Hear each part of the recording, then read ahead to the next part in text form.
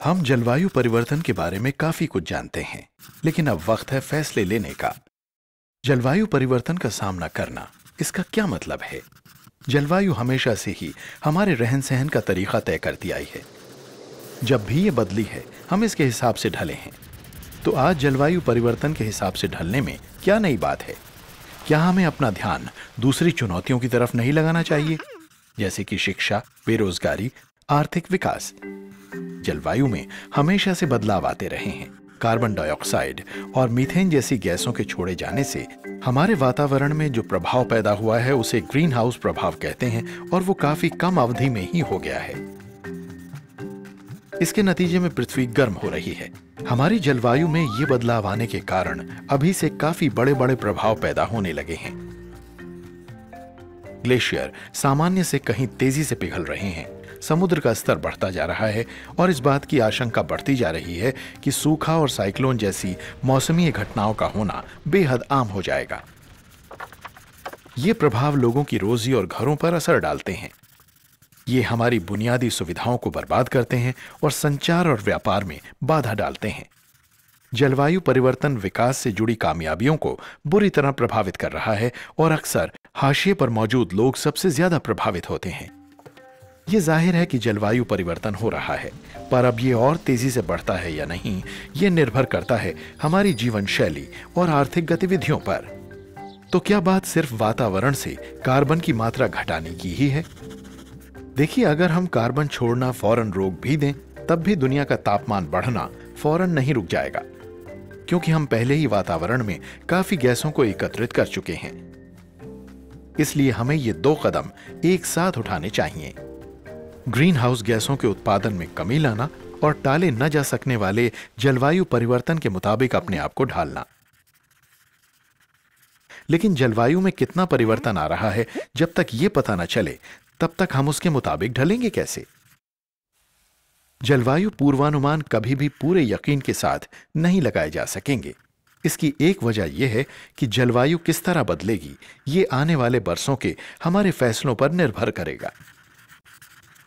पर क्या फैसले लेने के लिए हमें वाकई निश्चितता की जरूरत होगी? नहीं, हम अपने अनुभवों या अंतर्ज्ञान के आधार पर अपने फैसले लेते रहते हैं कि भविष्य में क्या होगा। हम बेशक भविष्य में जलवायु में होने वाले परिवर्तनों के बारे में सब कुछ नहीं जानते, पर हम ये जानते हैं कि हमें क्या कदम उठाने चाहिए।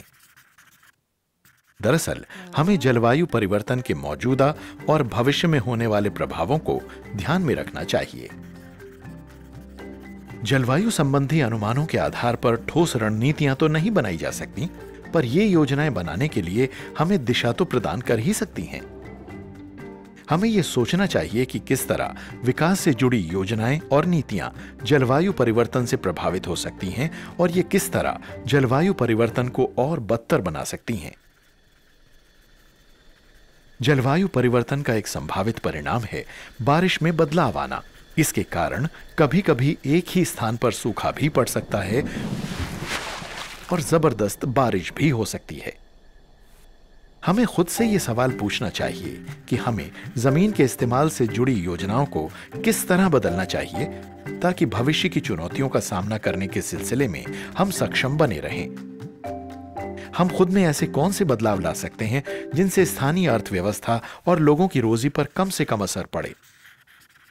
पूरी दुनिया में तटीय महानगरों के सामने समुद्र का स्तर बढ़ने और चरम मौसमी घटनाओं के विपरीत प्रभावों का खतरा पैदा हो गया है, पर किसी नगर योजनाकार को इन शहरों को जलवायु परिवर्तन के हिसाब से सक्षम बनाए रखने के लिए क्या कुछ सोचना चाहिए। तत्काल कदम उठाने, लागत का अनुमान लगाने और राजनीतिक तथा सामाजिक स्वीकार्यता से खुद को बदलने से जुड़े विकल्पों की प्राथमिकता तय करने में मदद मिल सकती है, जैसे कि बाढ़ की पूर्व तैयारी से जुड़े उपाय, जल निकास नाली का विकास, वेटलैंड की बहाली और तटीय प्रबंधन। हमें ढलने संबंधी अपनी रणनीतियों में निरंतर सुधार लाने की जरूरत है। साथ ही यह भी आवश्यक है कि बदलती जलवायु के अनुसार बदलने को हर स्तर पर एक विषय बनाया जाए। ऐसे बहुत से संसाधन हैं जो इन गतिविधियों में हमारी मदद कर सकते हैं, जैसे कि CI ग्रास्प जैसे ऑनलाइन इंफॉर्मेशन प्लेटफॉर्म्स। हमें ग्रीन हाउस प्रभाव को बढ़ाने वाली गैसों को घटाना होगा और जलवायु परिवर्तनों के हिसाब से खुद को ढालना होगा।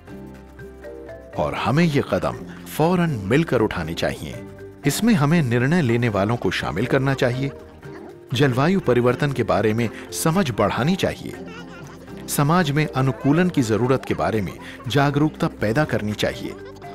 बिना किसी तैयारी के जलवायु परिवर्तनों के प्रभावों को झेलने से बेहतर यह है कि भविष्य में क्या कुछ होने वाला है उसके लिए तैयारी की जाए। हमें पर्याप्त जानकारी है। आओ अब हम सब बदलें।